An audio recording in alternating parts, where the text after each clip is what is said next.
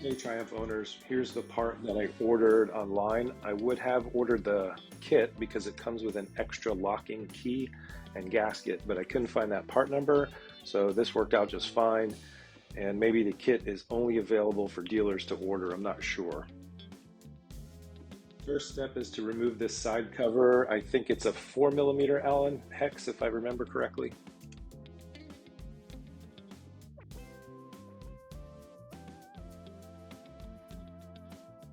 Next, remove this center blanking screw with a 10mm wrench. Before you loosen up the bolts holding in the old tensioner, make sure you insert the locking key to prevent your plunger from decompressing.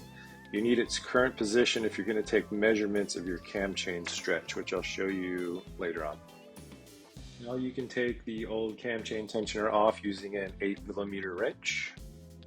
Here are the measurements provided in TSB 638. You can pause here if you want, but I'm not going to get too detailed on this. Mine was well within spec with no excessive cam chain stretch, which I kind of expected because my bike only has about 2,600 miles on it. Okay, with the new tensioner, you'll need to get a small flat screwdriver and turn the inner screw clockwise while compressing the plunger with your palm.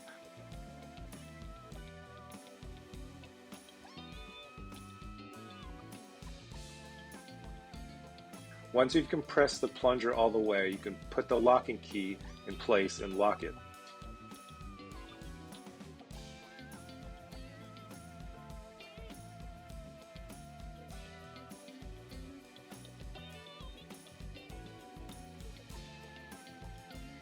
And once the locking key is in place, your plunger should look like this, fully compressed. I don't like the idea of putting a dry part back into the bike, so I coated it with some motor oil. You probably don't need to do this, but I did it anyway. At this time, you can put the new tensioner back into the engine. I don't think the orientation matters too much top to bottom, so I just put it right in. The new tensioner sticks out further than the old one, so it's a little bit difficult to get to that back bolt. I managed to wiggle a small ratchet in there and it worked fine. Once the new tensioner is securely tightened, both bolts, you can pull out the locking key. This will allow the plunger to advance into the timing chain guide, applying tension to the chain.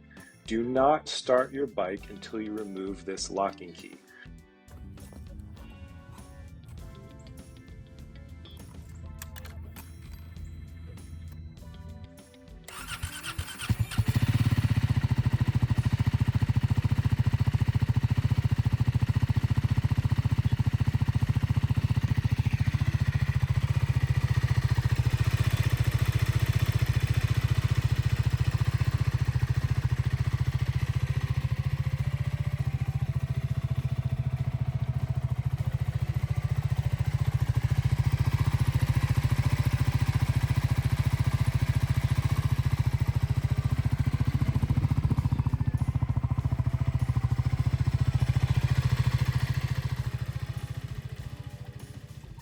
If everything sounds good, you can put your blanking screw back in and button everything up, and you should be good to ride.